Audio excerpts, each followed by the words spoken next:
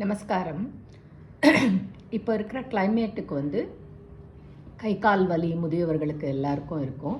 அதுக்கு ஒரு சிறந்த ஒரு மருந்து நம்ம வீட்டிலையே தயார் பண்ணிக்கலாம். அதாவது மென்தால், தைமால், பச்சை கற்பூரம். பச்சை கற்பூரம்ன்றது நாம் கோவிலுக்கு இதற்கெல்லாம் எடுத்துன்னு போகிற கற்பூரம் கிடையாது. பச்சை கற்பூரம்ன்றது இந்த கோவில்களில் தீர்த்தத்தில் போடப்படுறது, பாயசம் இனிப்புகளில் சேர்க்கப்படுகின்ற ஒரு மருத்துவ பொருள். அது உணவிலும் சேர்க்கலாம். தயவு செஞ்சு கற்பூரத்தை வாங்கிடாதீங்க. பச்சை கற்பூரம்னு சொல்லி வாங்கிக்கோங்க. எல்லாம் இந்த மாதிரி ஒரு 5 கிராம் 50 ரூபாய் கிடைக்கும்.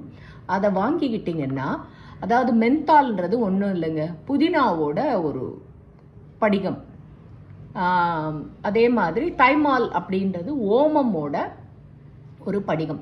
இது ஓமம், புதினா எல்லாமே நீங்கள் பல் வலிக்கு, பல் பேஸ்ட்டில் இதிலெல்லாம் உபயோகிச்சிருப்பாங்க. அதெல்லாம் முள்ளுக்குள்ளே எடுத்துக்கிற மாதிரி. இது பார்த்திங்கன்னா நீங்கள் வெளி உடம்பில் வலி, கால்வலி, கைவலி இதற்கெல்லாம் நீங்கள் இரவில் மூட்டு வலிக்கு கொஞ்சமாக எடுத்துக்கணும். இது பார்த்திங்கன்னா நான் ஒரு அரை மணி நேரம் முன்னாடி தான் போட்டேன். இந்த 3யுமே ஒன்றா கண்ணாடி பாட்டிலில் தான் நீங்கள் போடணும். போட்டு நீங்கள் வச்சிங்கன்னாவே அதுவே திரவ நிலைக்கு வந்துடும். அந்த திரவ நிலைக்கு வந்த உடனே அது பார்த்திங்கன்னா ஒரு எண்ணெய் மாதிரி இருக்குது. கொஞ்சமாக எடுத்து, ரொம்ப எடுத்துக்காதீங்க. நீங்கள் அமிர்தாஞ்சன், விக்ஸ் எல்லாம் எவ்வளோ எடுத்துப்பீங்க அந்த மாதிரி இந்த மாதிரி எடுத்து எங்கே உங்களுக்கு பிரச்சனையோ அங்கே தடவிக்கோங்க. இது இயற்கையான மருத்துவம்.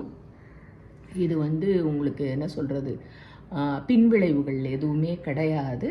ஆனால் கொஞ்சமாக எடுத்து அந்த இடத்துல தடவிக்கிட்டிங்கன்னா வலி நிவர்த்தி ஆகும்.